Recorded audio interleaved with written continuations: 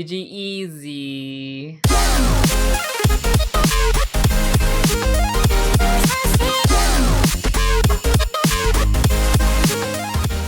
Hello, everyone, and welcome to Anime Club After Dark, the podcast that delves into all things anime, manga, and otaku culture related. I'm your host, Alex, but you can call me Senpai, and joining me tonight, I have our czar of source material, John. I could piss in a bucket and tell him it's beer. And our chivalry of Shota, Shotaro. This birthday cake is not helping my quarantine bod. And that's actually something I wanted to mention, so thank you for bringing it up. And thank you very much, Sho, for joining us for this recording on your birthday. Anytime. Oh. I love spending my birthday marathoning Castlevania. Is there any better way to spend it? No, there isn't. No, there really isn't. Oh, man. But yes, thank you for joining us on your birthday for a topic that I'm going to endeavor to do the best I can to not make this last 3 hours. But as Sho mentioned, we are going to be talking about Castlevania, and it's sort of a spoiler cast, so yes, we are going to be spoiling a lot of stuff that happens in the story, but as much as I want this to be a spoiler cast, I also kind of want it to be a bit of a review, since we are doing the first 3 seasons of Castlevania. That being said, I do want to run down a little bit of background about the series first before we begin. So obviously the Castlevania series on Netflix is based on the video game series of the same name that's made by Konami. The first 2 seasons worked to adapt the 1989 entry Castlevania 3 Dracula's Curse, which follows the main characters of Trevor Belmont, Alucard, and Sypha Belnadus. I'm gonna really trip over some of these names because they are very, shall we say, ethnic. That was the best word I could come up with to describe it. And then seasons 2 and 3 borrow elements from Castlevania Curse of Darkness, which came out in 2005. The series itself was originally planned to be a film that had its original script written all the way back in 2007 by Warren Ellis. Warren Ellis is a writer. He's worked on a bunch of different Marvel series. He's done some original comic book series as well. Also wrote the story for the video game Dead Space. Yes. Which I think John likes a lot. Oh man, I could make a whole podcast revolving around Dead Space.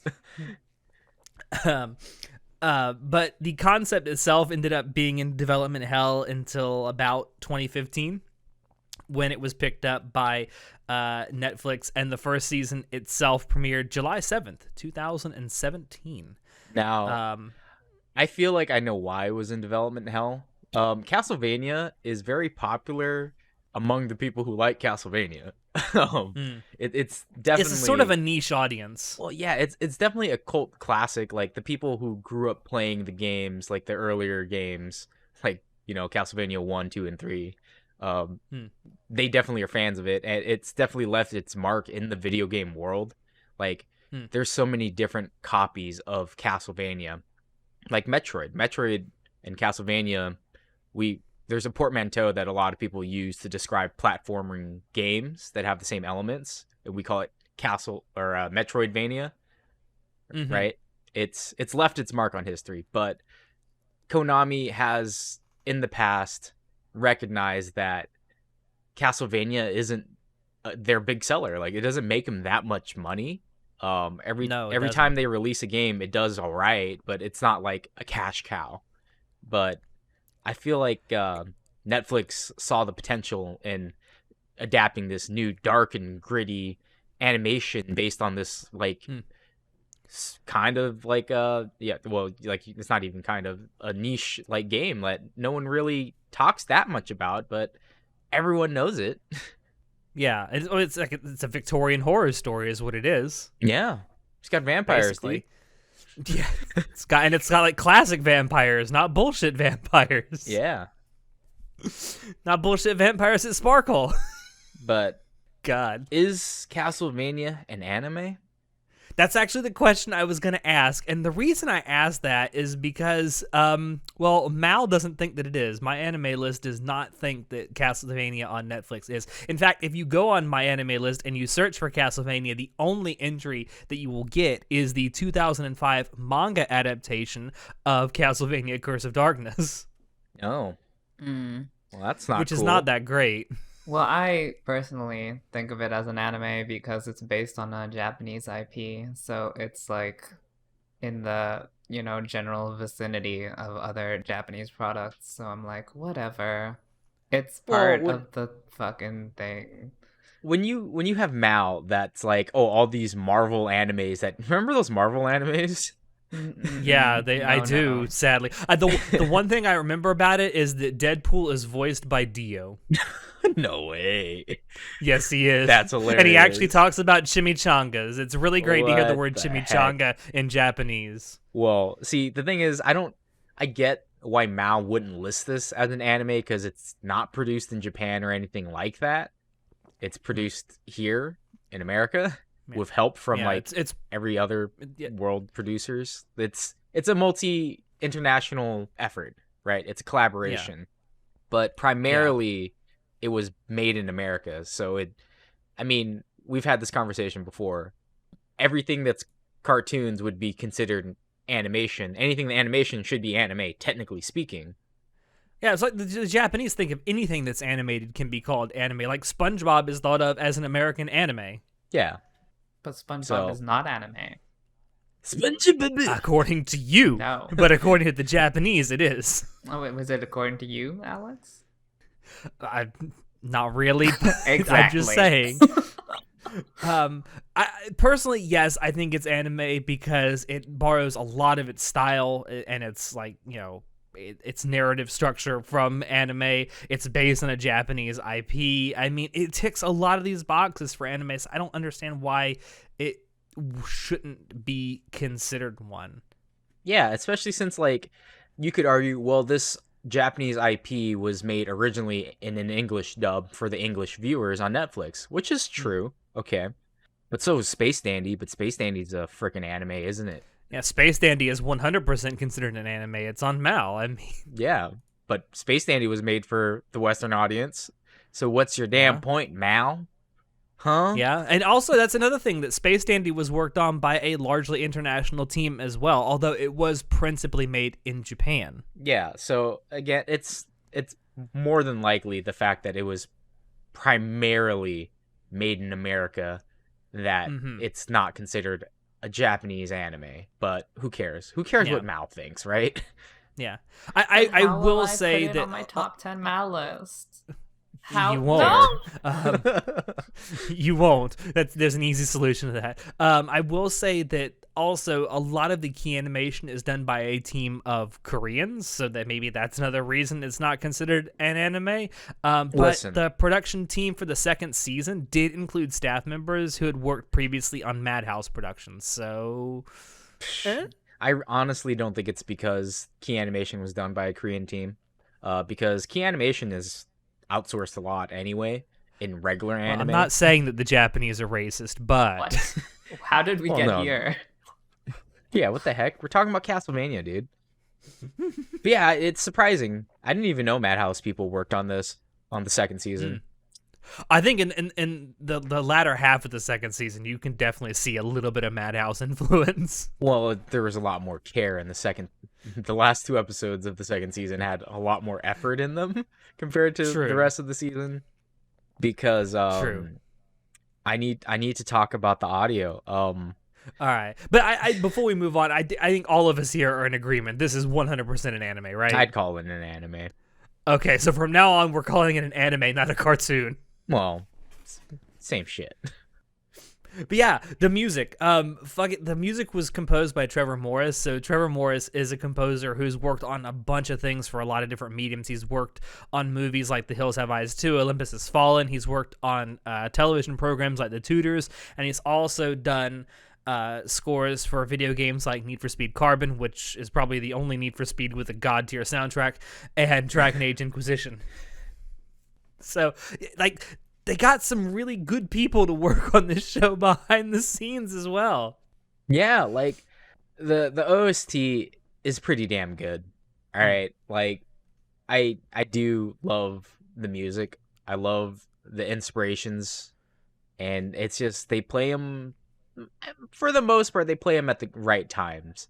There were a couple times where I just question their use of why are you using this music to set the mood?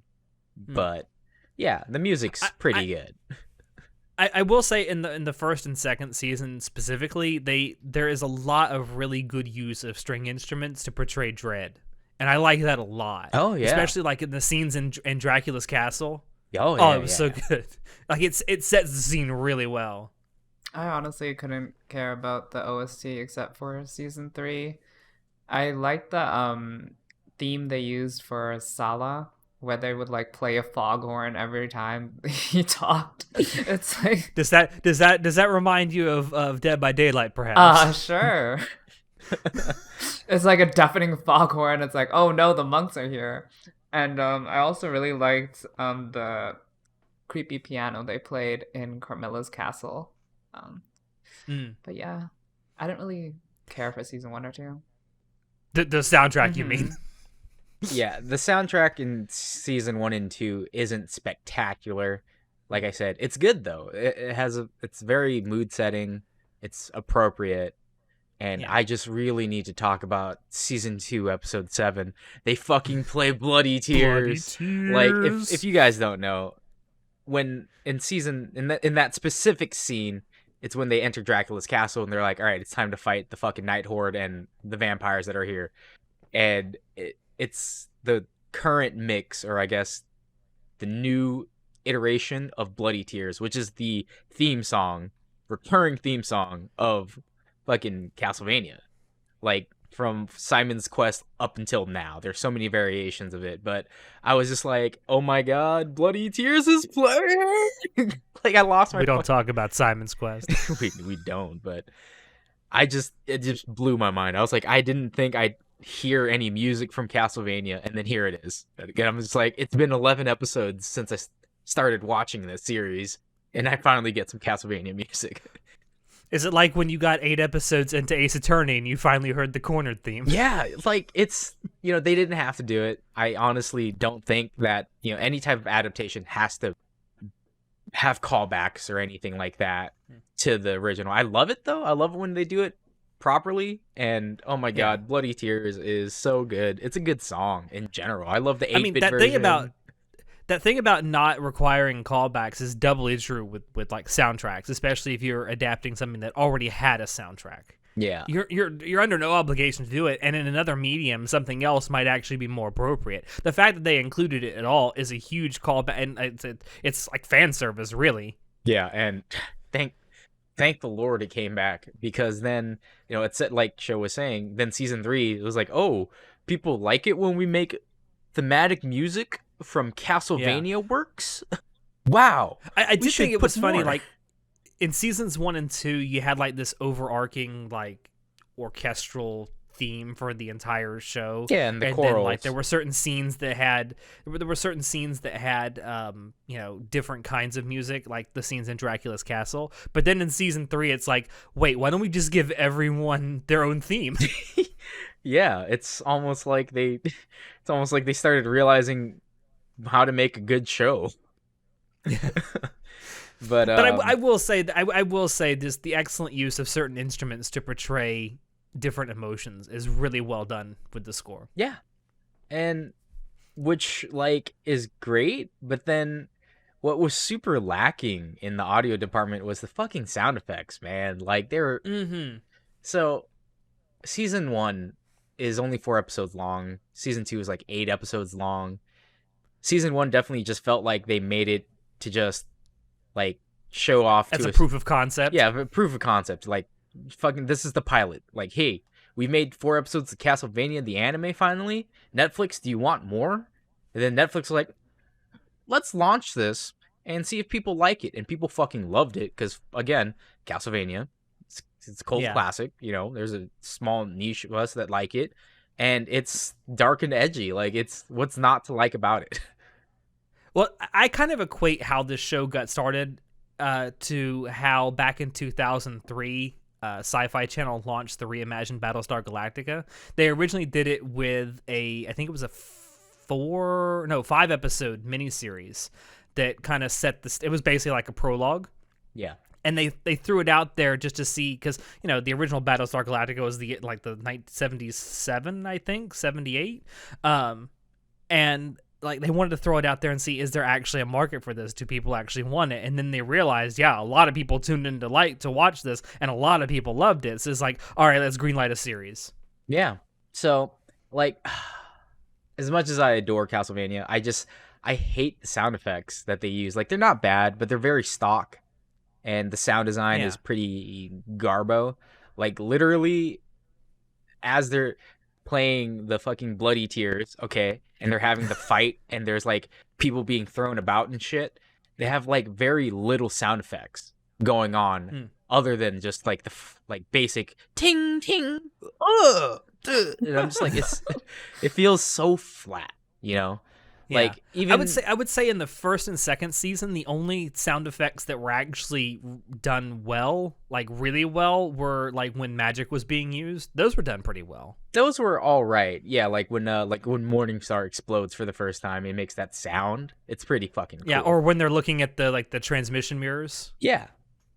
But like those sound effects were done well, but just about everything else is very basic. When you compare, like, literally 10 minutes after when was it episode 7 starts, once they get into the climactic fight with Dracula in season 2, like when Alucard and Dracula are fighting, they actually do really good sound design and sound effects when they're fighting. Like, every step, every hit, everything breaking, like they actually make sound effects for everything.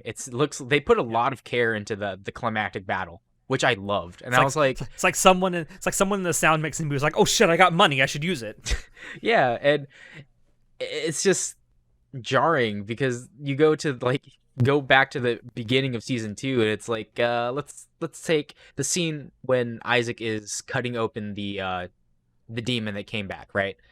The sound of the saw cutting open the chest is so flat.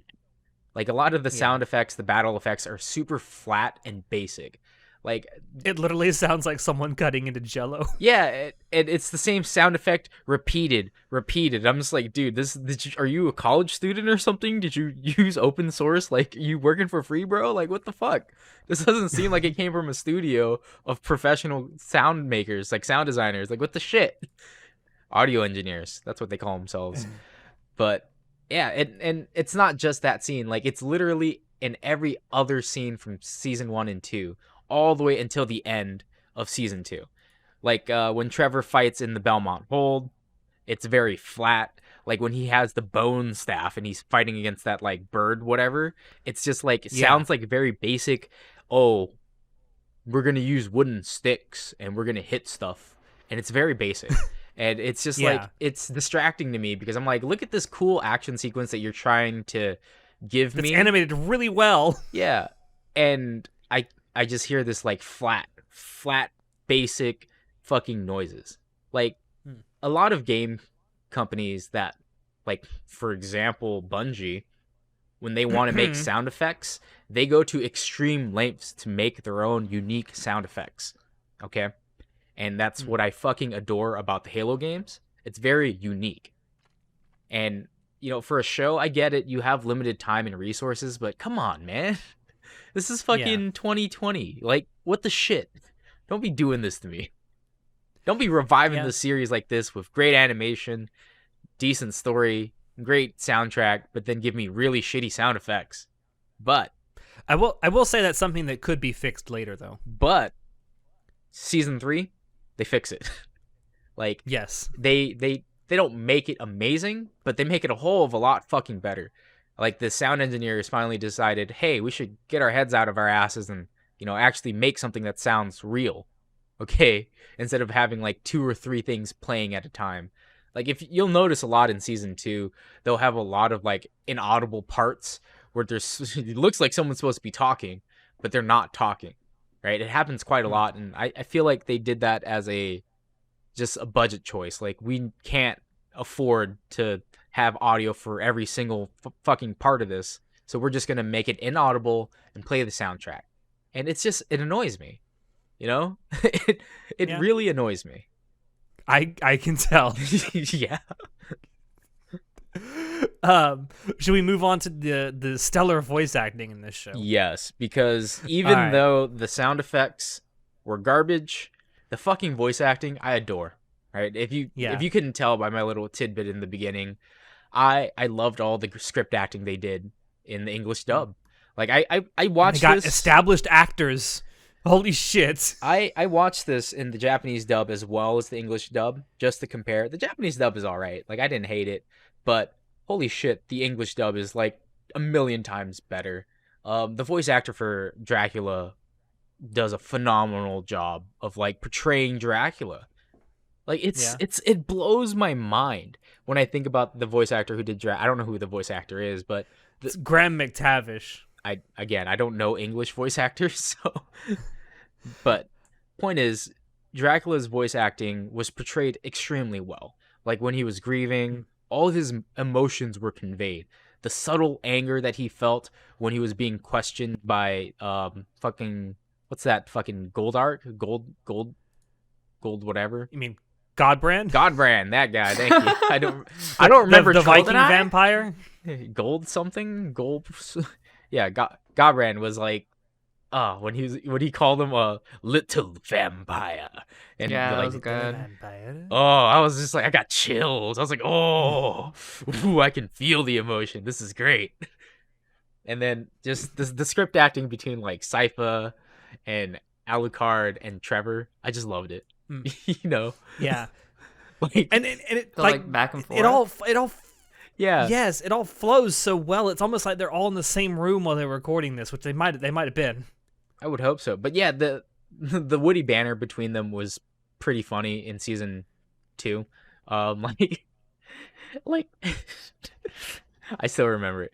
Oh dear. When Alucard finally comes to the surface, and then Sypha's like, "You two need to stop behaving like children," and they're like, "Huh, we know that."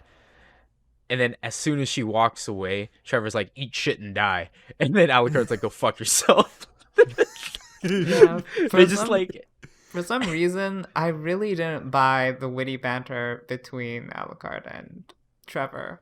I was not a fan of it. To me, it felt really forced, and I also did So- not like the banter between Sypha and Trevor either. That It's very Berserk. Because that's something that happens in Berserk a lot. Just the insertion of humor among the serious scenes, just to kind of lighten the mood. it just Yeah. didn't feel. I feel like I'm okay with the idea theoretically. I just don't think they did it right. Like I didn't like actually believe they were teasing each other. It just felt like they were reading a script. Personally, sorry to rain on So everyone's parade. no, I understand what you're saying. Like it does seem forced. I do admit that. I still like the interactions because in the original concept of the game and stuff, you kind of just beat the game with your unlocked partner, and then you kind of just get an ending where it's like, hey, we're friends now. So there's Yeah. not really much to go on. Like they had to fill in the blanks somehow, right? Mhm. I will say in the original games there is a little bit of like witty banter that happens, but it's not like all over the place. Mm-hmm.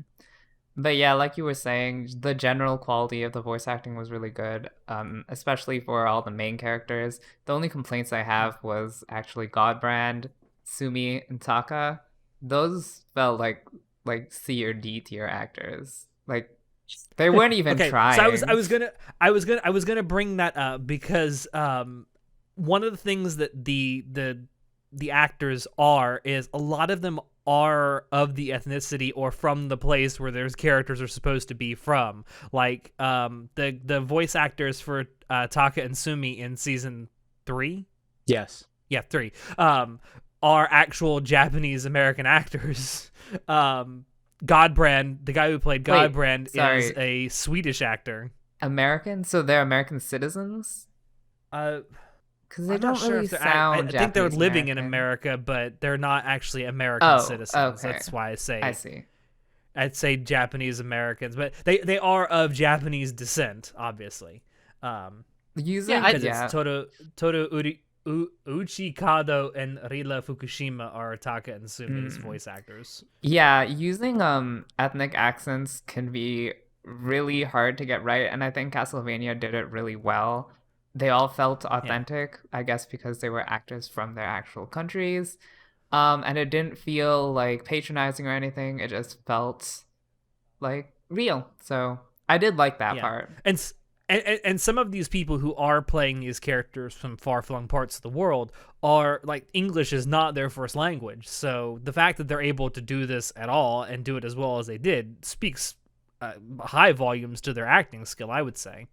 I mean, So I like Godbrand.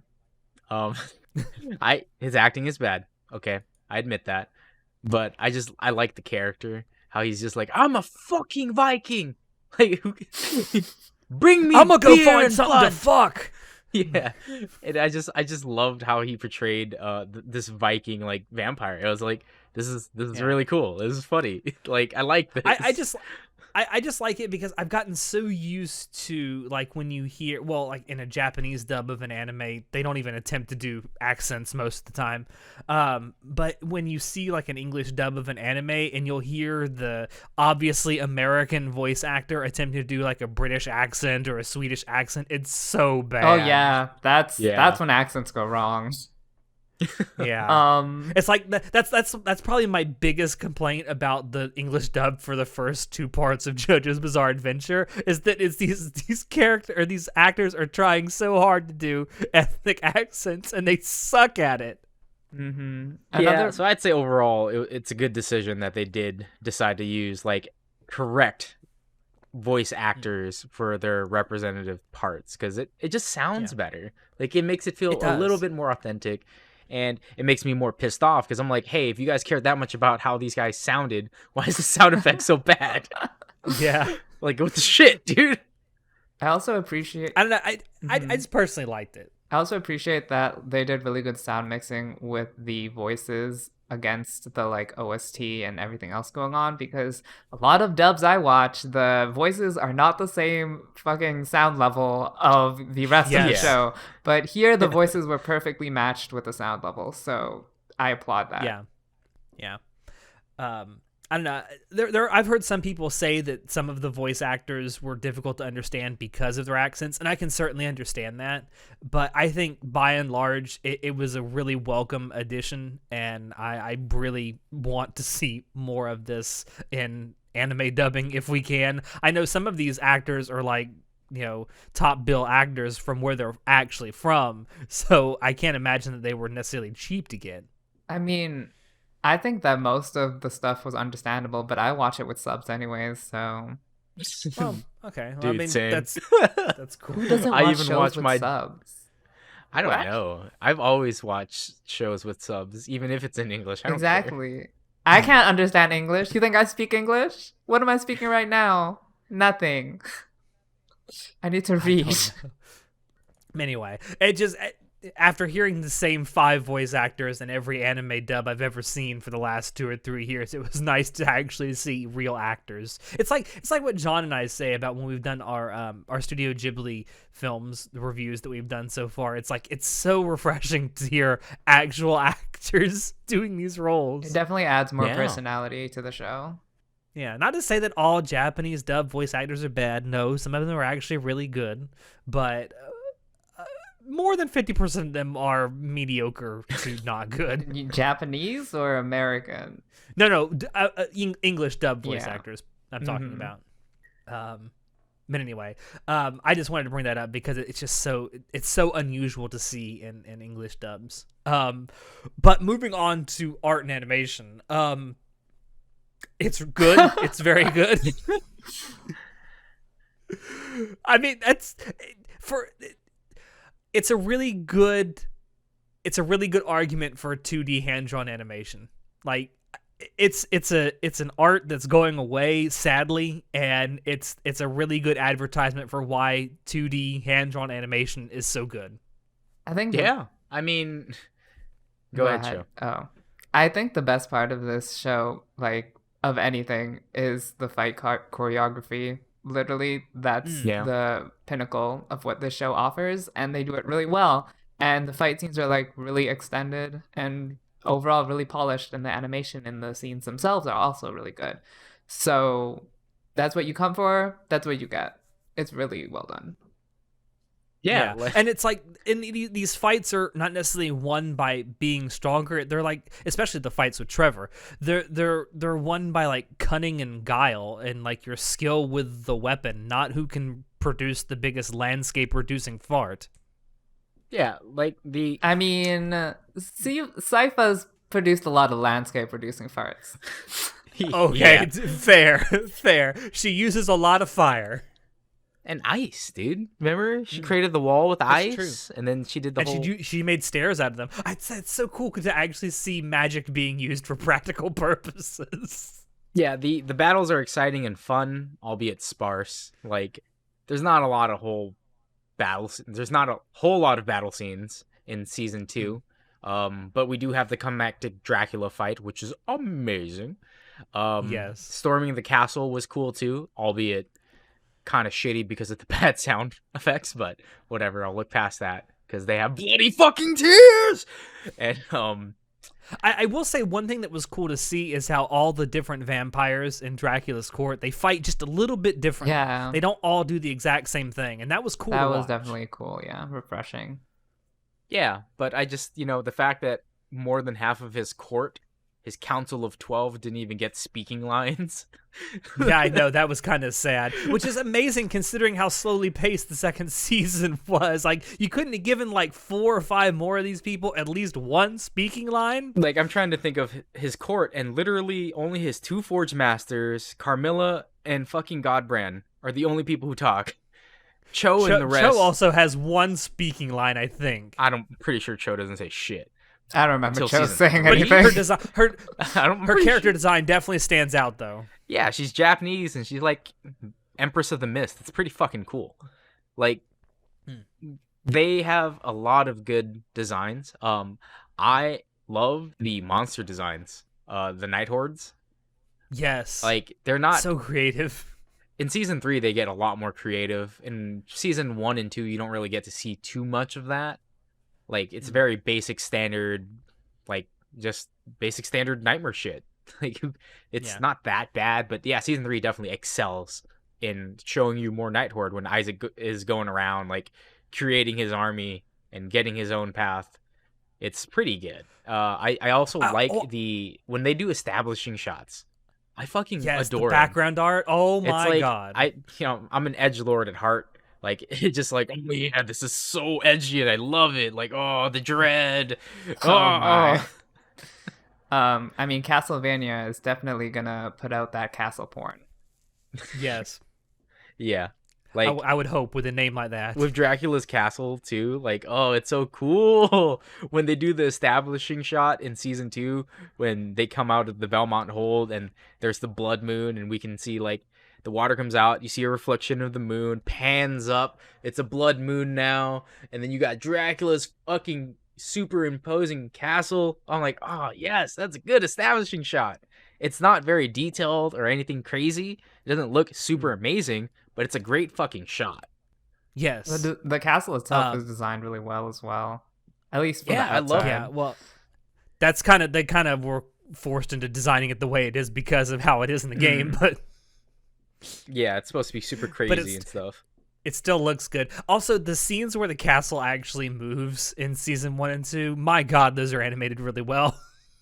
Yeah, it's cool. It looks fucking cool, that man. Sequence where it just like vanishes out of existence and then or comes into existence somewhere and you see like a fucking atomic bomb blast going away from the fucking area where it comes. Like, there's that scene, I think it's in season 2, where it appears next to a river and there's this deer sitting there and it comes in and the deer just gets fucking vaporized. Yeah, it's when Dracula first teleports his castle. That's what happens. So much over the top. It's over the top, but it's cool, so though. Good. It looks so cool. And the CGI is very sparsely used in the series as well.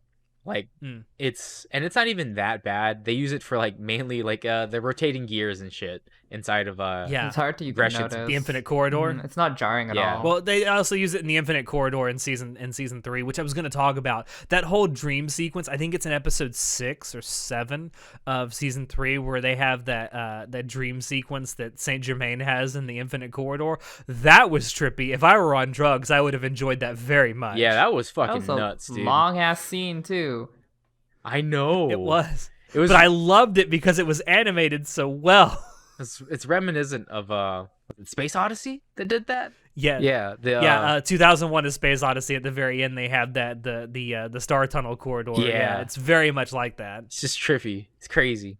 It's supposed to be like trippy, but yet very unsettling, and that is exactly what this scene is. Yeah, it was definitely unsettling, and the character designs I fucking loved as well. Like I wasn't sure how they would animate it because if you've ever seen Castlevania art, like especially the beginning art, it's rough.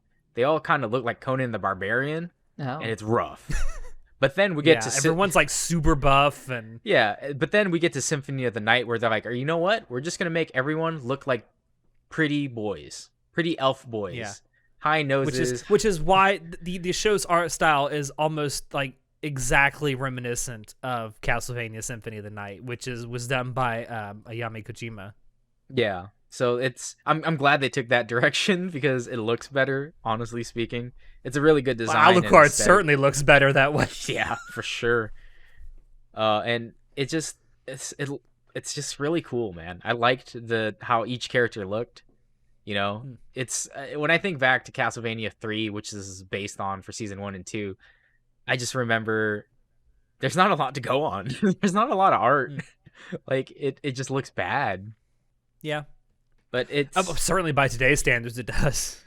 But also, I mean, it's you would expect it considering the source material and what the show is about. But the amount of blood and gore throughout the series is there's a lot. Okay. Season 1, the establishing shot in literally the first 4 minutes when Lisa walks past all the people on the fucking spears. Fucking great. Loved it. Right? I was like, this is a great establishing shot. Since I'm a fan of Castlevania, I understand, like, you know, they based Vlad Tepes, I don't remember his other fucking name, but they based him on Vlad the Dracula Tepes. Yeah, they based Dracula on like Vlad the Impaler, right? Vlad the Third.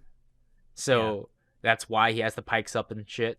And when they do flashbacks and stuff to show him, like in season 2, when they're doing the flashbacks, and he's like thinking about that time these 40 merchants pissed him off, so he fucking killed them all and skewered them and put them on the fucking hill for all the women and children to watch. I was just like, ooh, damn, oh boy, that is... Which is something the real Vlad Dracula really did. Yeah, fucking impaled people from their ass to their mouth and left them there as a warning sign.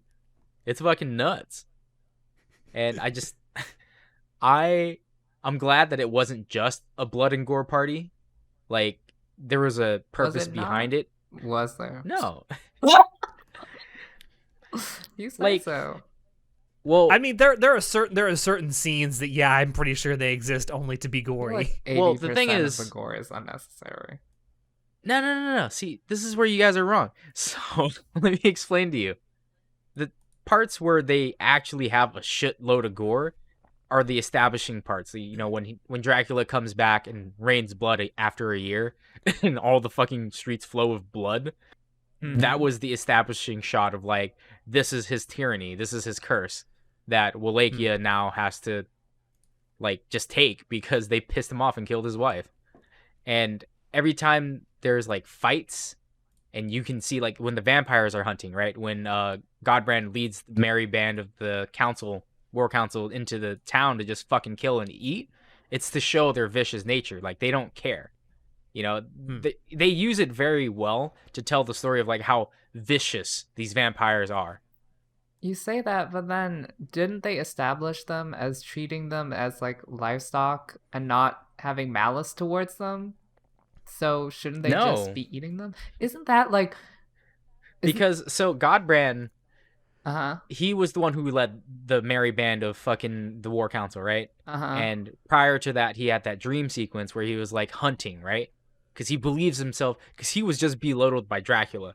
So now he's having his power fantasy, right? Which is why he leads the band and is like, I'm not going to eat pig's blood, it gives me the shits. And then he fucking leads his merry band down there to decimate and hunt. Because he's filling the void, that power void that he felt with Dracula. That's why they do that. At least that's my interpretation. Maybe I'm fucking wrong. Maybe I'm thinking too much. all of them were like going crazy, and Yeah, not because just Godbrand. so because when he asks for blood and Dracula's like, "Don't worry, you guys will be taken care of," and he's feeding them pig blood, they're pissed. All the War Council was pissed because Dracula is waging a war against humanity and not really giving them any spoils, right? Because he, again, Dracula just wants to kill all the fucking humans. That's all he cares about. He's a broken old man. I He's guess. died. They also allude to the possibility that he hasn't fed on a human in many years. Mhm. Well, at least. Oh yeah, that's right. Because he was a human for a long time when he met Lisa. Mm. So Well, he pretended to be human. yeah, so that's why it shows the brutality with the vampires when they're hunting in that specific scene, because they aren't that brutal. Like, it's not as brutal when they're doing normal fight scenes against the other vampires and stuff like that. Like, there's a little bit of blood and stuff like that, but they don't do any extreme gore comparatively. Mm. Sure. Well, John, you may have changed my mind. Good. Thank you for your TED Talk. welcome to my TED Talk, where I talk about for 30 minutes about why Castlevania is actually really good. It does have lots of blood and gore, though. I'm not necessarily of the opinion that it's unwarranted. I mean, considering the source material and the story it's trying to tell. It also has sex, which is something you don't see a lot of in anime anyway. I mean, It not was so actual funny. sex. You see hand holding. When When I loaded up season 3 the first time I watched this, Netflix was like, warning, sex. And I'm like, what sex? There's no sex in this show. And then the sex scenes came up at the very end, and I'm like, oh, this is what you were warning me about. Yeah, with Lenore and she's the puppy boy. Fucking forced Hector, yeah. Hector. That actually leads us really well into talking about the narrative of Castlevania. This wasn't a one-to-one adaptation of the video games, as we have said. So I guess the question that kind of arises from that is, does that mean it establishes a stake in its own franchise? Well, And I would say yeah, because it's actually paying homage to the franchise itself. Establishing a stake in the franchise, is that a pun? Ha ha ha! That's actually pretty good. I'll give that to you. I wrote that. That was me. No, so what I really meant was, like, with the video game, if you guys anyone's a fan of the video game, you understand that there isn't much of a story, right? It's a fucking side-scrolling 2D platforming video game. It's a Castlevania game. Yeah. And The old games are for sure. there's I think not a the lot to last go game on. Wasn't. So to try to establish an actual storyline, and they borrowed from different franchises like Symphony of the Night, which is what this was based on. It wasn't a one-for-one recreation, because all you really know was that's the setting. Dracula becomes crazy because people killed his wife, and now as a Belmont, you and your partners or whatever in crime are gonna have to stop him. That's it. That's where it stops. Yeah. Right. So they had to fill in the gaps, and I just feel like it carved its own story out. Like, not because they wanted to get away from the video games, like Resident Evil, for example. It gets away from the video games because it wants to be its own franchise, and I think Resident Evil as its own, like, standalone franchise for a movie is fine. I like the first three movies. The other four, nah. So they were all good, John? We're all good. No. Yes.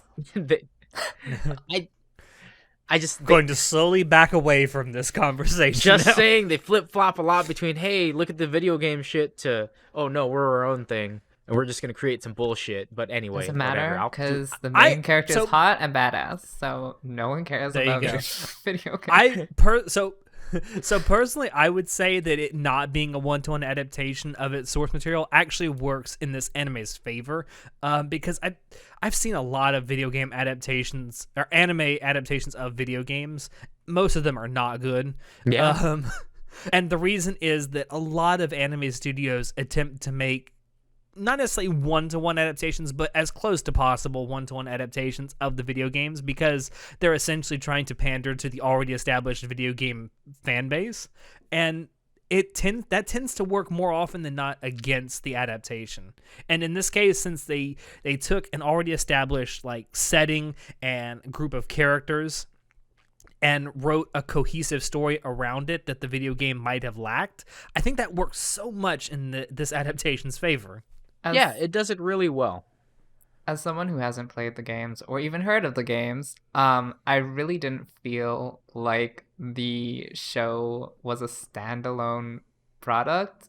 I felt like I was missing a lot, and you described the actual games as not having much of a plot, so maybe the feeling of missing out is from the script being like too quickly produced, especially for the first season.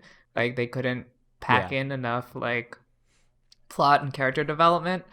But yeah, I feel like I'm missing a lot. But See, it so is a decent story, but it doesn't feel standalone. from my standpoint, the only stuff you're really missing if you didn't play the games is like the little tidbits of like, hey, look, it's the Morningstar flail. Like it's the thing that we use in freaking Castlevania that explodes shit, right? And here's the holy water. Like it's just little like nods to the franchise Hmm. that are really Yeah. cool, but it's definitely not needed. Like again, if I didn't know Castlevania the games, Uh-huh. I'd still I watch this and be like, oh yeah, it's kind of cool. I I think will say, mhm. being that the games themselves are as old as they are because they were around during the 8-bit era, Yeah. um, you didn't get a lot of story necessarily in the games, but all the games did come with like little booklets that had like lore in them. So I mean, you kind of are missing that if you hadn't played I them. feel like the show might be relying too heavily on its established IP in that like it relies on you knowing the characters already, because I feel like it doesn't do that great of a job of fleshing out the characters, and especially in like the first few seasons. And the same goes with the plot. I feel like it doesn't work hard enough to flesh out a proper plot, and it relies too heavily on previous knowledge or previous investment in what like the plot and the characters. Okay. No, I mean, I get what you're yeah, I saying. can buy that. Yeah. Yeah. Like season 1, like I said in the beginning, it just feels like it was a promo. These 4 episodes were just a preview for Netflix to greenlight the series. There's a lot of things that happen. Like literally the entire preface of season 1 and 2 gets condensed into 4 minutes, right? In the first 4 minutes of the first episode of Castlevania, it's like, "Hey, here's what this entire 2 seasons is going to be about, guys." Like this Yeah. is why Dracula goes crazy, and that's it. We don't Yeah. like we don't learn more about Dracula.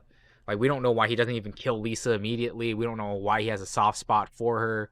There's nothing really Yeah. established to show how deeply he loves her and why he would go mad when she dies, right? I will say that's one thing this adaptation I think did better than the video games is in the video games you just kind of see Dracula as this mustache twirling villain. You're not given a lot of reason as to why he's so fucking evil, except that, he's supposed to be an adaptation of an already established fictional character of Dracula, who is kind of established to be evil in the Bram Stoker novel.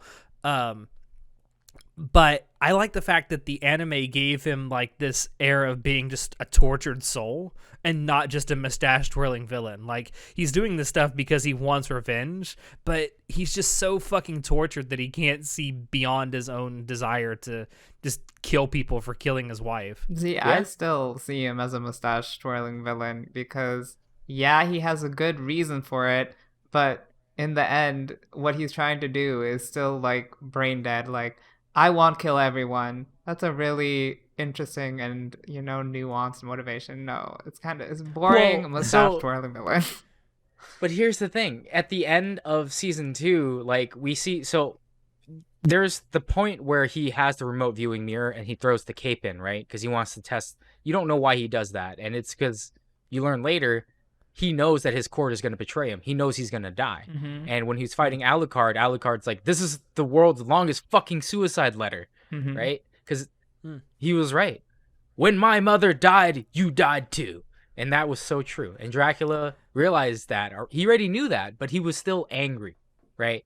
He still wanted to grieve, and he grieved in his own way, and he reverted to his old self because he was like, fuck it all. It portrays him like that, and it does it so fantastically well. And again, the voice actor for Dracula does a fucking phenomenal job.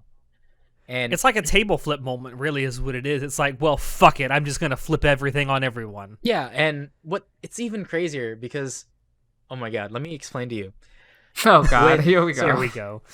After Adrian or what, Alucard, after he's at the castle at the end of season 2 and he's alone and he starts crying in the chair, I just was like, I was hit with the emotion. I was like, when I first watched this, I didn't realize that Dracula did the whole like throw the cloak through the remote viewing mirror because he knew he was going to be betrayed and he wanted to save his one friend, right? He wanted to save Isaac, his one friend in the court. And I was like, he still has a heart. He still cares. And he still sees that humans, some people are still worth saving, right? Which is a good setup for season 3.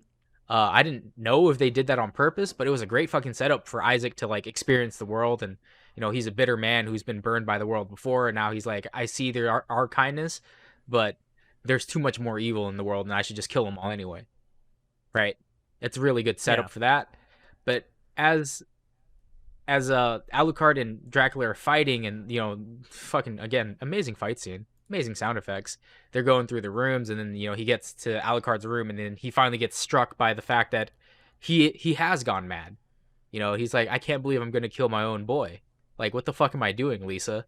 And then when Alucard kills him and he feels the grief, once he puts the chair in his room and then he sits there and he finally grieves, it's because in the beginning, he said, I grieve with you, father, but we can't kill all these people. So Alucard never even properly got to grieve about his mom dying, right? That's why they show that shot of him as a kid and then his mom, then he starts crying because he had to force his own emotions down to fucking make sure that he could help his mom's wish of making sure his dad doesn't go crazy and kill everyone. And I was just like, God damn, this is a good fucking story. Fucking, I care so much about these characters right now. Like, it's good. It's good. I feel nothing. I don't Yeah. care. Yeah, Wow. whatever. You cold man. So, to just reiterate, season 1, I don't think it does an amazing job at establishing the world and the characters, but it's an introduction, right? Again, It does a lot in 4 episodes. It does a lot. It made me want more. Okay, Does a So, lot and at does least it's nothing that. right. The only Wow. thing the season 1 does right are the fight scenes. which are pretty crummy anyway. because Really, there's I not that like many. them. They were pretty good.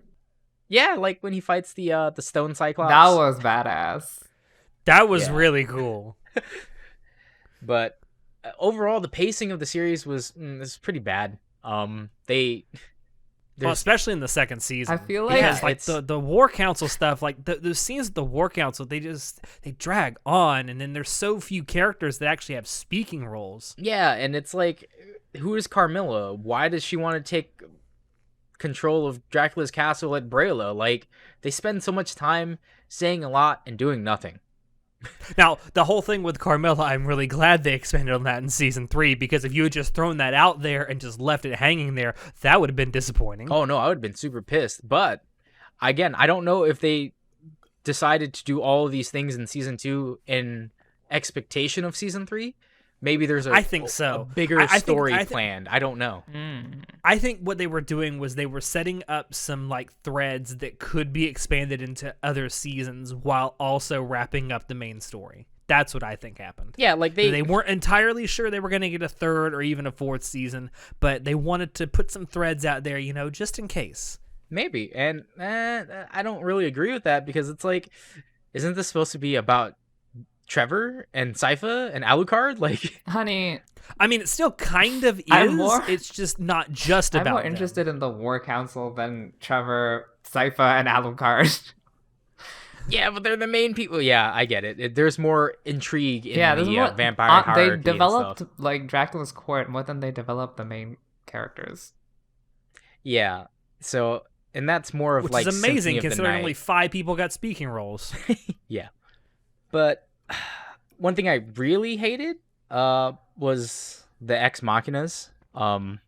It just irks me, man. Like, so in season 2 when they go to the Belmont Hold, right? And then Trevor sees like there's this one bookshelf that's all collapsed, and then he gets the Morning Star, and I'm like, well, fuck. That's a man. very video game thing, let's be honest. Like, I get it. It's an homage. It might be an homage to the original series where like you break walls in the castle to find hidden stuff, like the meat in the walls to heal. Okay, it's a Oh, Castlevania I'm thing. assuming that's why it was done that way. Yes. And then they also had the throwing knives, which is another subtle nod to, hey, remember the throwing knife, the best weapon in the game, except when you're fighting Medusa heads, but who cares? Yeah, like I hated that because I was like, there's Sypha talks about, oh, you've grown so much, but it's like all Trevor has done was play with tools this entire time you guys have been reading, and there's not much development, and there's a lot of like forced, like, hey, we need to kind of move the plot, so let's force some things. Suddenly it happens, and it's dumb. I hate it. Bad writing. But I get it. It's really hard to make it a natural point, especially when you don't focus on your main characters anyway. Like, Yeah. I'm just saying we could have done 12 episodes with just Trevor and Alucard and Sypha and them exploring and getting stronger and them becoming friends and having actual dialogue. And then season 3 could have been 6 episodes of like the War Council and more expanding on that and more speaking roles. And then the climax would happen at the end of the 3rd season like that. You know, that's how I would do have. all the episodes whole of thing War with- Council and then no episodes of No, Sypha, fuck off. Trevor, and They're the Alucard. main No, fuck that. characters. No, fuck you. I actually like the main characters. I would say with the Morningstar Whip, it would have been nice since they were going to have to go through this library anyway to find the information that they wanted to. It would have been nice had they had been going through this library and then just like get these subtle clues to like where the Morningstar Whip might be, and then you find out it's like locked away in like a sub level of this library. Yeah, they take too long in certain parts and don't take long enough in others, and it's just infuriating because it's like we have 2 stories progressing here, right? The War Council and the main party, and it seems like they focus so much more on the War Council than the main party, but they don't even give that much about either of them. So it's so like it's like, well, what the fuck? It's a lot of fluff, actually, is what it is. Yeah.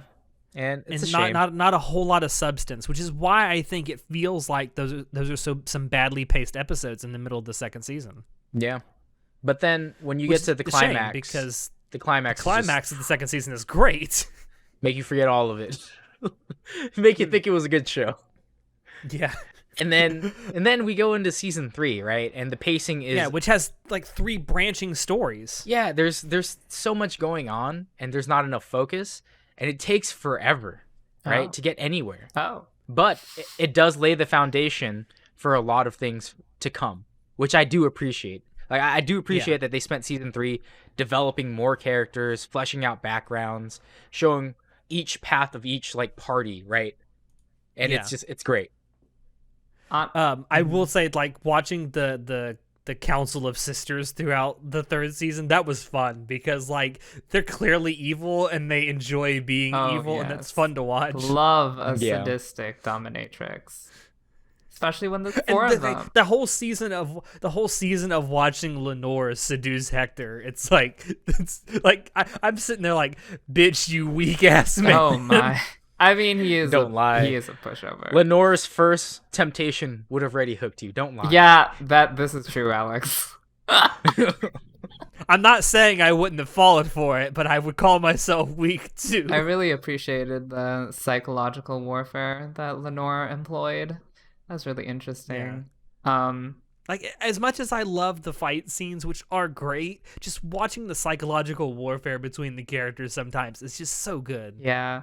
I honestly enjoyed season 3 so much more than season 1 and 2 because Dracula was dead, and he's such a stupid villain because he has such a boring motivation. I was like, bye. And then now we have like interesting stories. We have like the mini story with the judge. The judge was an interesting character that I liked. And then we have Isaac, who's an interesting character, and we got to see more of him. And you've got the sisters, which are all interesting characters. All like 100 times more interesting than Dracula, who's just like, I want to kill everything. Stupid. What I'm hoping for, because I mean it's Castlevania has been greenlit for a season 4, and I don't know if that'll be the final season or if we'll get more after that. But what I'm eventually hoping for is, now that we have established that there's 3 like branching narratives that are playing out, I'm hoping they're all eventually going to come back together in like a really epic final fight between all these different factions that are working. Well, Isaac is Actually, definitely coming there's for Carmilla. 4. Well, yeah, there's actually 4 Who's the fourth story one? threads that are kind of. Well, we don't know. There's the Isaac one. So we don't know. I know which. I'm sorry to interrupt. I just need to say something. Oh. We don't know if Isaac's coming for Carmilla because remember what the captain says. Like you can be your own man and create your own army and take over the world, or you could be a slave to another person's wishes. Right? Yeah. There's the fact that he says that, and then Isaac thinks because Isaac's like, "You're Yeah, right. but you would. Why should I?" The captain is implying that Isaac should rule over Styria, and in order to rule over Styria, you'd have to kill Carmilla, right? Yeah. So I mean, eventually they're gonna go to war, but I'm saying the development that he has isn't strictly because he's no longer just Dracula's tool. Now he's becoming his own person in his own world, right?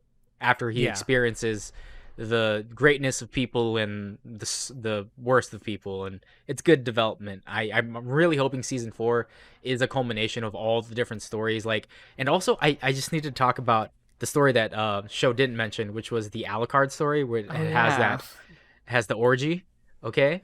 Yeah. And also officially they're not actual siblings, according to the script writer or something. Step siblings. Yeah, I was thinking that too. They're not related. When I was watching, I'm like, isn't this incest?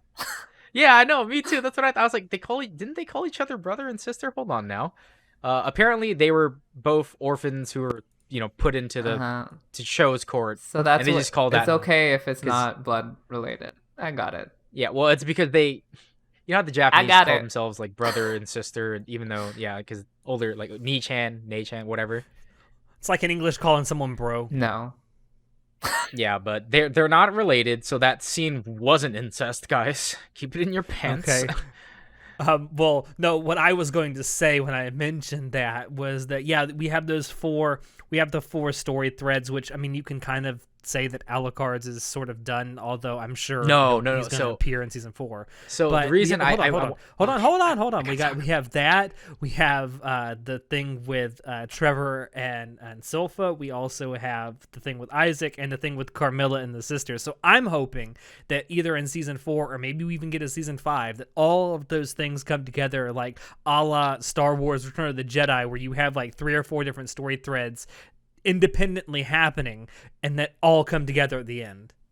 So the Alucard storyline isn't done because spoilers. I don't remember. Taka and who?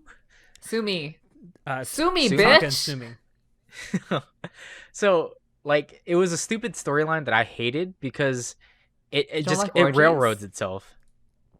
What? You don't like orgies? Oh no, I love orgies, but no. The point is that when we are in Alucard's story, when we first see him, he's gone mad. It's only been a month since he's had no contact with people, and he's going crazy, right? And it's funny, like when he does the voices of Trevor and Saifa.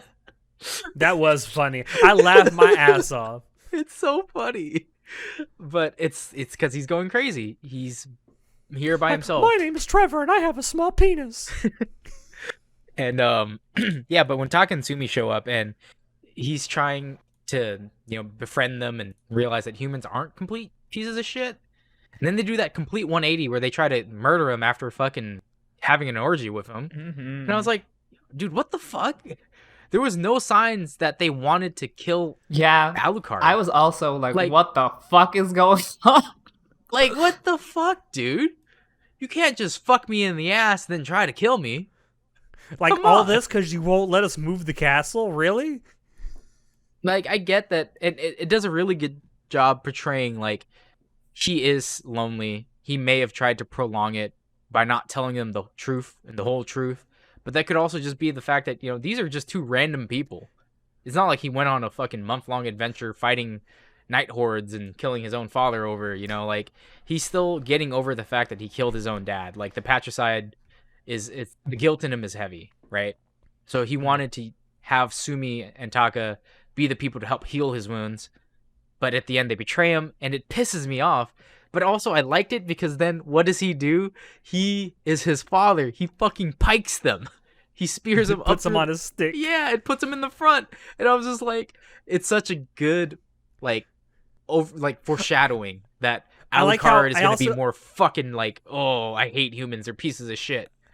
I also love how he monologues to himself. It's like, well, a no trespassing sign might have worked, but this'll do too. Yeah, and And then it's he good. just cuts to them on the fucking sticks. So I think it's good because of that. Like I'm hoping that it brings Alucard back into the mix after Sypha and Trevor have been traveling and trying to kill all the Night Hordes. They finally meet Alucard, but now he's different. He's changed. Like he's gone crazy. Yeah. He's gone mad, and they need the power of friendship to on their side to help him fight against against the Styria's kingdom and Isaac's armies. And I'm like, I want that culmination to happen. And with when they had the opening of the Infinite Corridor at the Priory in the village in season 3, you actually got to see a glimpse of Dracula with Lisa again. I'm like, are you foreshadowing something? Yeah, it's like, are they gonna try to bring Dracula bring him out of hell? No, and I'm like, no. Is it gonna turn into like Friday the 13th? Jason goes to hell.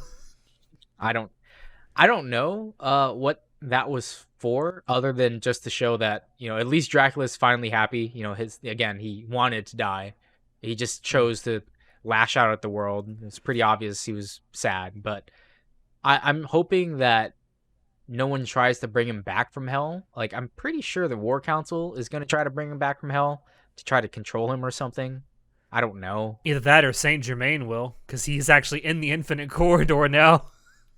Yeah, I don't know. There's a lot of things. That whole thing in the village too. I actually really like that. There's a lot of people that say it was kind of boring and like, you know, whatever. I love but I actually really like that.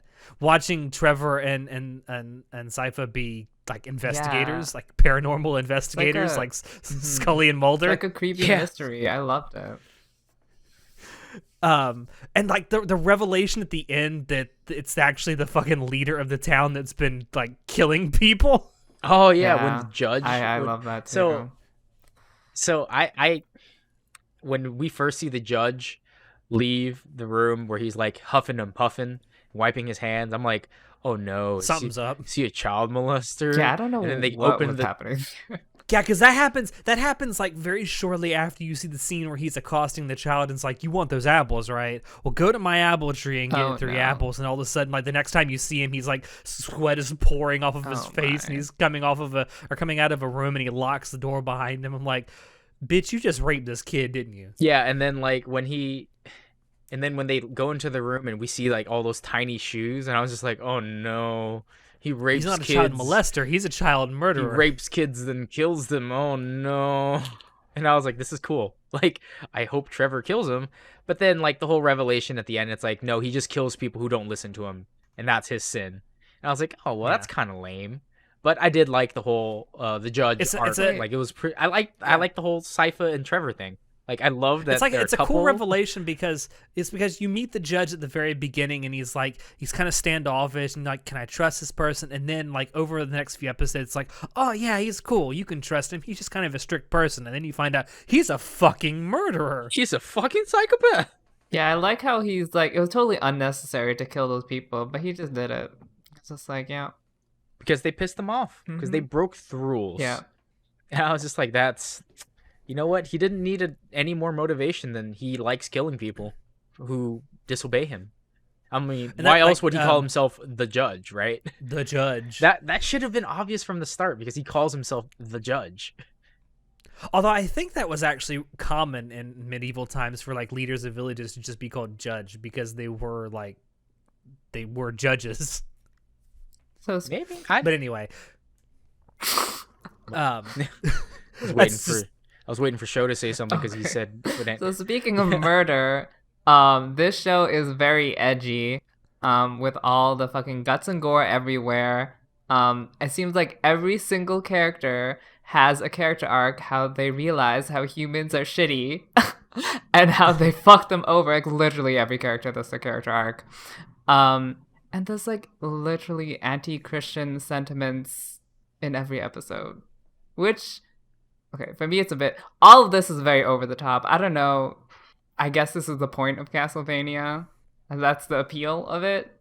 I think that it was, like, unnecessary, honestly. I feel like after watching 3 full seasons of this show, there is a decent plot in here that you could have like taken out and told properly.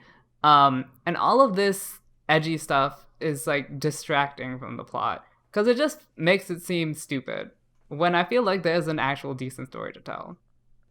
For me personally, like the appeal of Castlevania to me, not just the games but the anime too, is like the Victorian horror and the gore. I mean, that's the appeal. That's why I watched it in the first place. I mean, I came and I got a good story out of it. Though. I feel like that it just makes it seem like lowbrow entertainment when I feel like I don't know because near the end I feel like the writing becomes more sophisticated as it goes on, and near the beginning the writing is not as sophisticated. But true. So I'd agree with that, and the reason for that is because Castlevania, in all intents and purposes, is supposed to be just a Victorian horror game, right? Yeah, that's like it. There isn't supposed to be a good overarching story, and that's why when they dive into season 3 with more development and stuff, it's way better. It's way more well written. I also have a feeling that the longer this series goes on, assuming it gets it's going to get a 4th season, but assuming it gets stuff beyond that, the longer it goes on, the more you're going to see more and more original elements come into this. But because they're kind of out of stuff to borrow from the games. Yeah. But the thing is, like, I understand about the how over the top the hyper violence is, but it's kind of supposed to be in place because the night hordes are supposed to be just scary. Yeah, they're fucking scary, dude. Like the establishing shot with those fucking bat-like things with the baby in its mouth, right? That was little. That was like ooh, fuck. No. I don't know. I feel this is fucking crazy. You can be scary without being gory. I feel like gory just makes me feel like it's a dumb show, not a scary show. It's like you can definitely be scary without being intentionally gory. Like, okay, it's gonna sound like a contradiction, but like Michael Myers in the Halloween franchise, like he's scary not because he kills people, but because that mask is creepy.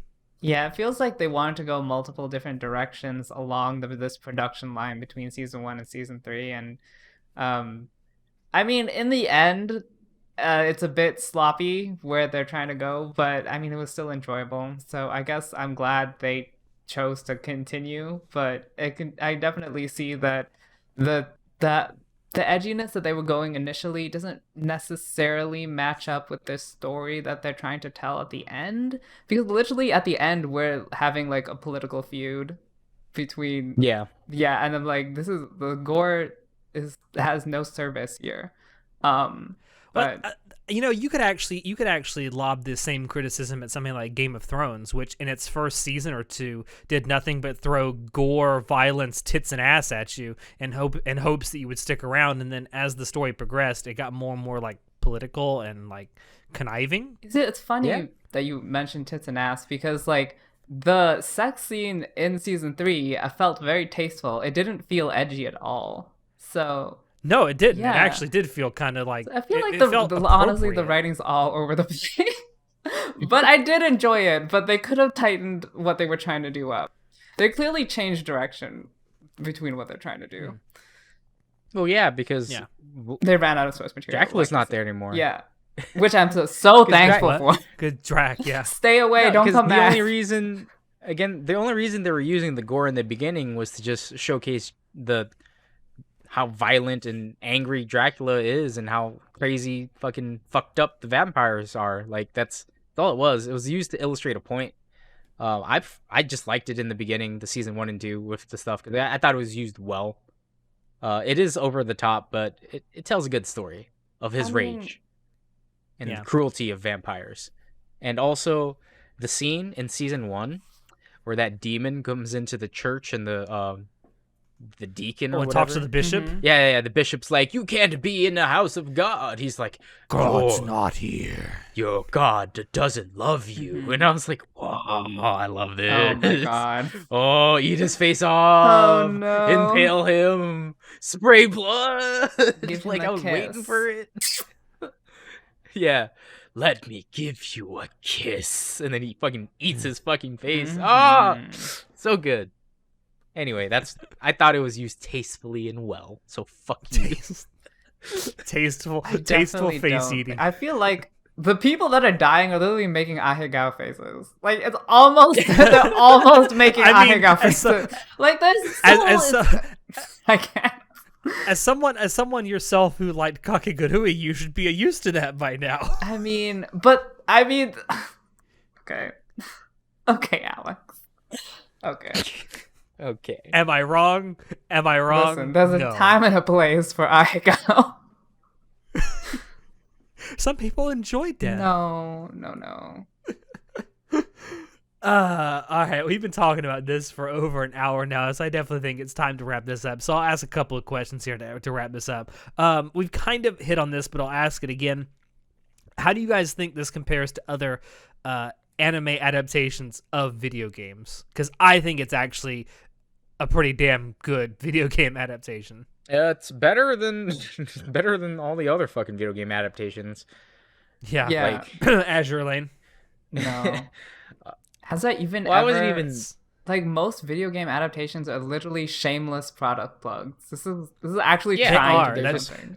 It's a shame because a lot of video game adaptations in anime now are adaptations of mobile games, which themselves are shameless cash grabs. I mean, Castlevania, like you said, doesn't have that much plot to it, so it's not too different than a mobile game. Yeah, except I it guess. has better, like, thought put into it. Put behind it, like there's actual people that give a shit instead of trying to get your money. Yeah. It's not just a shameless buy. Castlevania, the anime, wasn't made to try to sell more Castlevania games. No. No, like there's not even a Castlevania game in development right now. Exactly. Konami was just like, oh yeah, Castlevania, we have that IP. Oh, you want to make how much money? How much money are you going to give us? Oh, that sounds good. Yeah. Do what you want. That's honestly what it seems like. And it kind of makes sense because it's like Konami is not doing anything with this franchise right now. Let's do something with it. Yeah. Yeah, I thought it was a great video game adaptation, especially compared to all the other anime video game adaptations we've gotten recently. Staring the fuck at you, Azure Lane. God, that was awful. Well, I'm not even strictly thinking of like Japanese anime video games to anime. I'm also thinking of like Western ones too, like Fall of Reach. Remember that series that came out after you played Halo Reach, and thinking about like the Dead Space animated series and stuff, or animated movies that came out. Like, and there was also the Halo like anthology series too. That was actually pretty good. Yeah, and I'm comparing this all to like all video game to cartoon or animations, all video game adaptations into like movies and stuff like that, like even Doom. Comparing it to all these other ones, it's really good, in all honesty. Like, yeah. And maybe this is something that you and I, John, talked about this about a month or so ago about, like, you know, the rise of adult animation and how a lot of it is being fueled by this trend of, you know, East getting together with West and working together. Yeah. And maybe this is what we need more of to get these good adaptations. Well, I just want people to make things they like and show me what they like. Yeah. Like, it's not a pointless cash grab. It is clear that it's very clear that the creative team behind this actually does care about the source material, though. Yeah. They've thrown enough homages to it. They've shown enough that I'm glad that they're branching out in season 3, and I'm hoping that in season 4, like, there's more culmination. Like, it's not just gonna link right away. Like, there's more intrigue involved. You know, like, we still have the unresolved thing of with Isaac. We still have the sisters. We still have Trevor and Sypha, and we still have Alucard. You know, they're all still in play, and I'm hoping that they expand way more on that and they bring it together in a good fashion, not just like ham-fisted like they did in season 1 and 2. Yeah. I've already said it. Like, I really hope for the 4th season and anything we get beyond that. It's just these plot threads that have already been established. They keep getting developed, and then they eventually just come together in one glorious, like, battle or confrontation. That's all I'm really hoping for. I'm just really hoping for something that comes together like that. It doesn't all have to come together before the end, but when it does come together, that's all I wanted to do. I wanted to all just... I want it to be a really enormous confrontation. That's what I I really want. don't Yeah. see how they're gonna fit all of those thread lines together. And I don't necessarily care. All I really want is more vampire women. Please, thank you. I mean, me too. I want to see more of Lenore. God, she's so good. Oh my God. Yes. I know. Oh, Uh, that vampire Anyway. puss, bro. Oh man. yeah, Oh, that no. vampire puss, man. Oh yeah. I was thinking during that sex could scene, how can bite- you like have sex with a vampire? How can that turn you on? Like her skin is Aren't literally they cold. super cold? How Yeah, can you like be into that? I'm like, you're like licking her leg, and I'm like, you're literally licking raw meat. Like, how is this sexy? Oh man. Well, I mean, I'm gonna, yeah. Not even gonna comment on that. Oh, Alex, what Uh, have you done? Nothing. Alex, Nothing. what have you Moving on. um, anyway, I think that's actually a really great spot in this. So thank you all for dropping in to listen to us. We hope you enjoyed it because, God, we loved watching this show. If you want to check out other episodes of the podcast, you can find us on Apple Podcasts, YouTube, BitChute, SoundCloud, and Spotify. If you want to keep up with what we're doing, go join us on Discord, Facebook, Twitter, and our website. Shoot us an email if you have any questions or if you have ideas for topics you'd like for us to talk about in the future. Links to all these things will be down below in the description. As always, I have been your host, Alex, and I will see you next time. Say goodnight, everybody. what a horrible night to have a curse.